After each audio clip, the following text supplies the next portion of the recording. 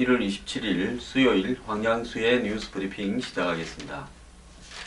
어제 김무성 새누리당 대표는 박근혜 대통령을 겨냥해서 선진화법은 이 선진화법이 통과되던 2012년 5월 당시 권력자 탓이다 이렇게 이야기를 했습니다. 자, 권력자 탓이다 말은 뭔가 하면 당시 이제 2012년 4월에 총선이 있었죠.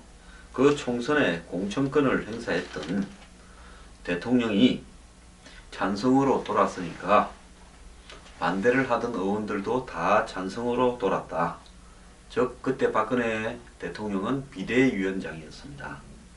그래서 그런 모습을 보면서 공천권이 의원들의 국회 의결 표결에 영향력을 미치는 것 같아서 공천권에 발목이 잡히지 않도록 하기 위해서 이 정치적 소신을 개별 국회의원들이 굽히지 않게 하기 위해서 100% 상향식 공천을 자신이 한다. 어제 그 말이 하고 싶었던 겁니다. 요지는 지금 최근에 친박들이 인재 영입이나 전략 공천 같은 부분이 없이 주먹구구식으로 상향식 100% 공천이라는 방향으로 가는 데 대해서 여러 가지로 이 문제 제기가 있었죠. 이런 문제 제기에 대해서 김무성 대표는 자신이 왜 상향식 공천을 하는가에 대한 설명으로 이런 이야기를 한 겁니다. 자, 이 박근혜 대통령은 1월 13일 국회 선진화법이 19대 국회가 소화할 능력이 안 되는 문제다 라고 이야기했습니다. 그래서 마치 이 문제의 초점을 제도보다는 운영에 이렇게 둔 것처럼 이야기를 했는데 본질은 그게 아니다.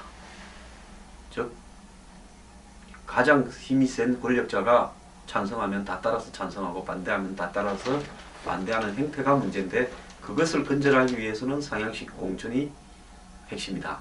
이 이야기를 했던 겁니다. 자, 그러면서 본인은 상향식 공천을 관철시키기 위해서 온갖 모욕과 수모를 겪어가면서 완성하고 있다. 이렇게 이야기를 했습니다. 자, 여기에서 본질과 비본질을 좀 따져야 되겠습니다.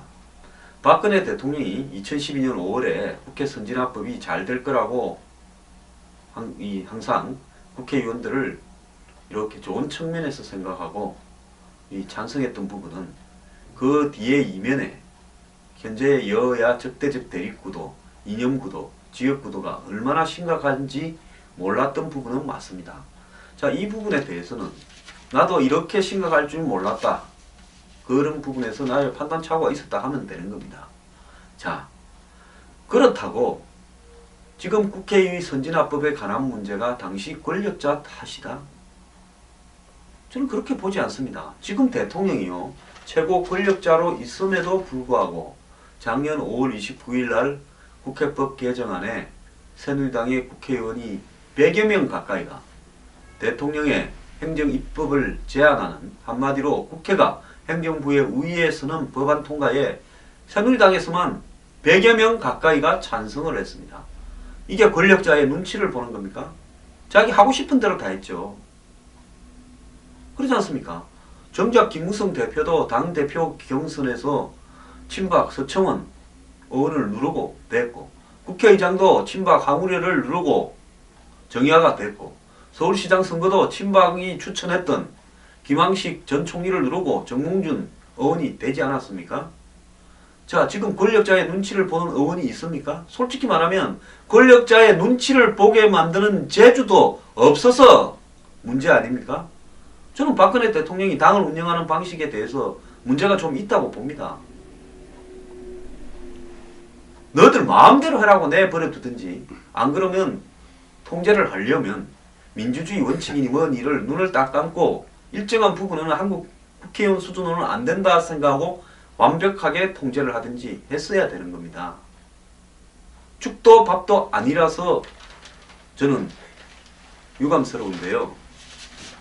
이 부분에 대해서 권력자의 눈치를 본다라고 이야기하는 김무성 대표의 발언이 저는 자신이 주장하는 상향식 경선 부분을 한마디로 거대한 권력에 맞서는 자신의 어떤 명분을 세우기 위한, 마치 본인이 희생을 겪고 이 권력과 대항하고 있는 것처럼 만드는 그런 말이라고 생각합니다.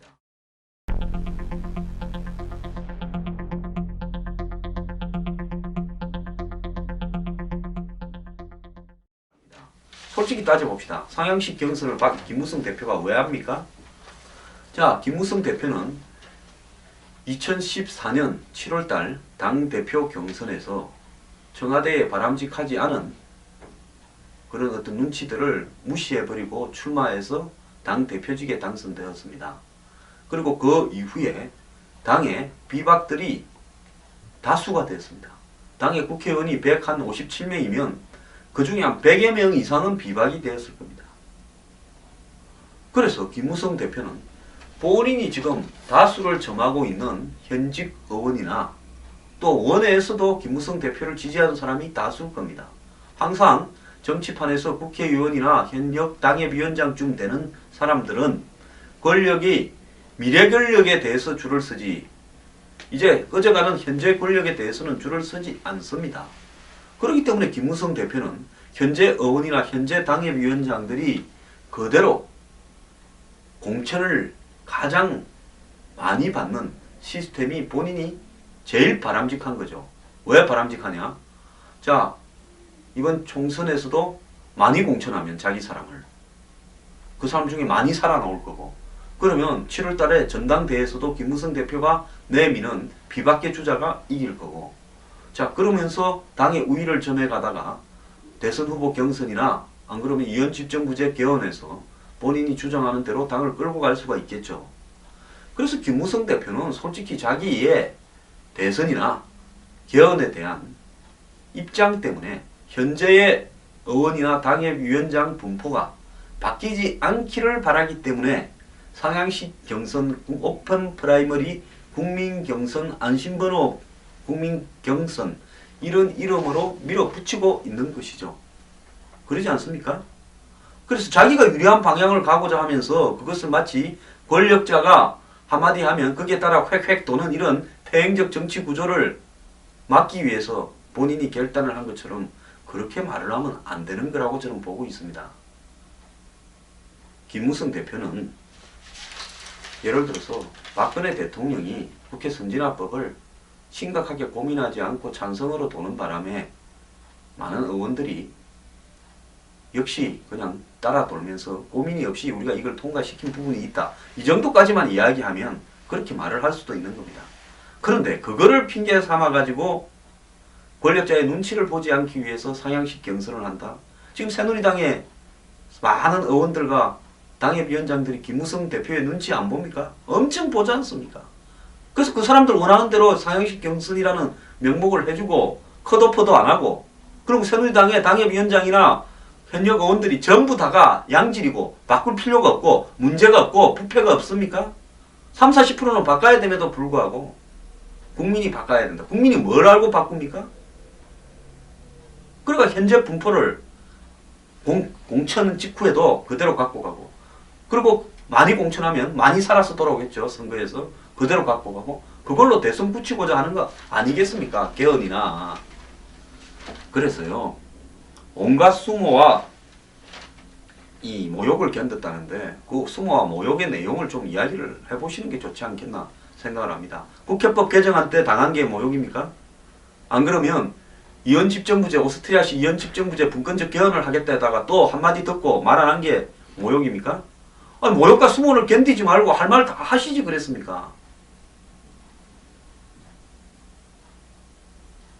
자, 저는요, 청와대도요, 이런 정도의 이야기가 나왔는데 현재 필요한 법안이 통과가 필요하니까 뭐 확전을 갖다가 버리고 싶지 않으니까 할 말이 없다고 하는 청와대 태도도 이해가 안 갑니다. 뭘 하고 집권했습니까? 이런 말이 나오면요, 뭐가 수모고 모욕이며 대통령을 권력자로 칭한 게 맞냐고 한번 물어보고요. 자, 그때 그러면 당신은 소신 있는 어떤 행보를 했느냐고도 좀 물어보고 이렇게 좀 해야 될 거 아닙니까? 자, 참 지금 집권 여당 돌아가는 꼴 보니까 참 골치 아픕니다. 물론 2012년 당시 남경필 지사 등 초재선의 이 패션 우파들이 이 문제를 들고 나왔고 박근혜 대통령이 여기에 대해서 찬성 입장을 밝힌 것은 있습니다. 이 부분에 대해서는 언젠가는 대통령이 한 말씀은 해야 된다고 봅니다. 자, 그럴 때 뭐 친박들 많은 사람들이 찬성을 했지만은 최경환, 기권, 반대 윤상현 했습니다. 그 다음에 김무성 대표나 정의화 국회의장 같은 당시에 비박 그룹들 중에 상당수는 또 반대를 했습니다. 자, 그러면 있는 그대로 사실을 밝히고요. 이 문제하고 관련해서 내가 사과한 것은 억울했다. 이렇게 말은 사석에서는 할 수 있지만은 당의 대표라면 당시에 새누리당이었고 지금도 새누리당입니다. 그러면 전임 대표가 했던 부분을 후임 대표가 자기는 반대했다 하더라도 지금 와서 해보니까 생각과 완전히 달랐다면 책임지고 사과를 할 수 있지요. 대표를 도전해서 한다는 것은 당과 관련된 내가 책임이 있든 없든 온갖 문제에 대해서 정치적으로 벌어진 온갖 사건에 대해서 최종적으로 대표가 책임의식을 가지고 언급을 하는 겁니다. 그런 문제와 그 다음에 이 상향식 경선 문제를 연결시켜 가지고 애매하게 말씀하지 말기를 바랍니다.